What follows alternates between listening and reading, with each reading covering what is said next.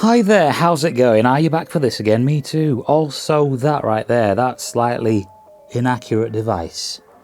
Inaccurate. We're going to get to that in a minute. So if you remember what I did in the previous video, we're going to do that again, more or less. Alright, so here we have the infrared thermometer. Get a bit of a closer look. So from the top down like that. You can see there's 4 circles. The ones on the sides are UV LEDs. The top one puts out a laser. This one takes the temperature reading. So you can see there's a bit of a distance between them. Now I should have probably mentioned this on the review I did for this, which was probably done about 5, maybe 6 years ago, that the distance on it matters, and it's not very accurate when you're measuring close up. Also, the things I was measuring in the review I did for this were big items, like my monitors and other things. Alright, so using this tape measure right here, you can see roughly the distance. I'd say probably about 3/4 of an inch. So in real world use, what that means is we're a good 9 to 10 inches off the carpet. You can see the temperature of the floor, 28.4, 28.2. Let's call it 28, so you can see where the beam is. I'll place my hand right there, watch the temperature, and we're not at my hand yet, but the temperature's going up. Still a good 9 to 10 inches off the floor. Not at my hand. Well, the laser's not at my hand, but it's reading the temperature from my hand. And now for one finger.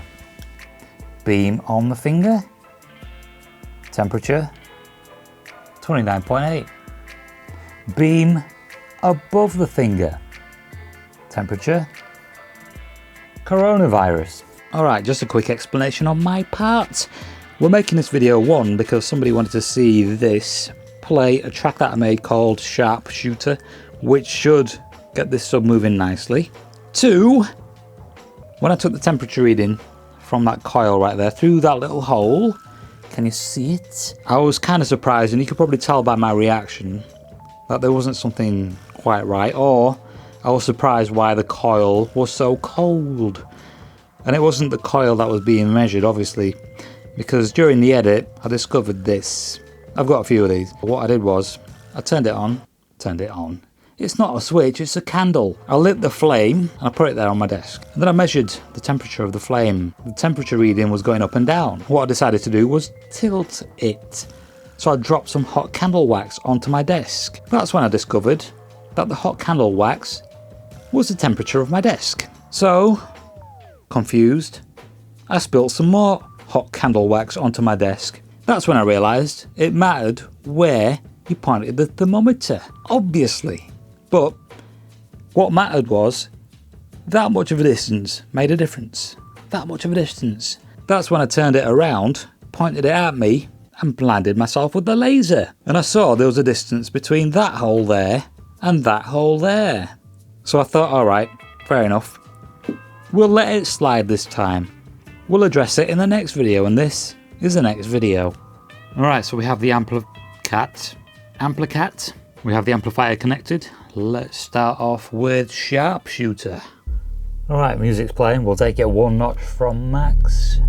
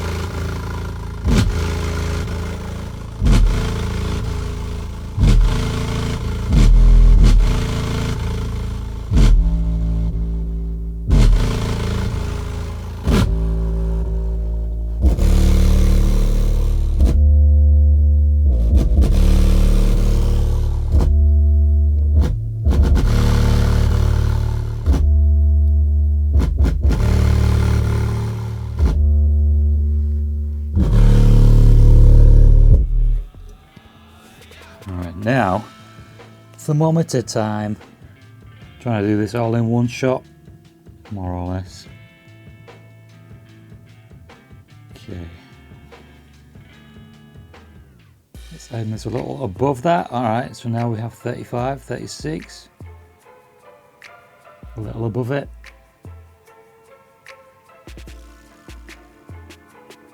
There we go.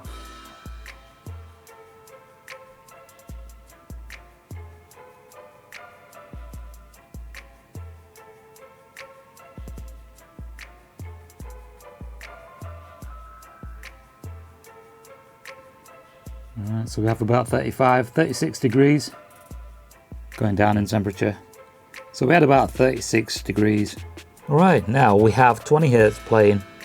Got the thermometer ready. How long would you keep your sub going?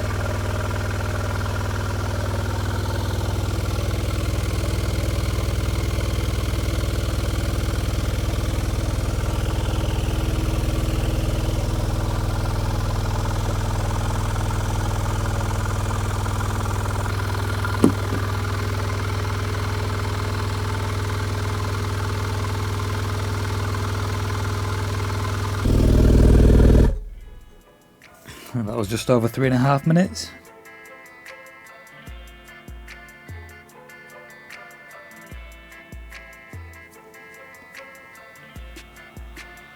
There we go, 37.5. Alright, so that was 20 hertz playing for 3.5 minutes from a Crown XLS 2502, and we reached 37.5 degrees Celsius. Recorded, not with cat, but with that. An infrared thermometer. In other news, right here we have the Adam subwoofer, which I've made a video on in the past. And I've gone and added a grill to the sub. A bit of cat protection, a bit of claw protection. Now Pancake hasn't touched this at all. She's been good with these subs and speakers I've had lying around. This I'm going to need an 18-inch grill for. I might get one, I might not, I might just cover this. And I'm going to get some grills for these. The reason? This little monster.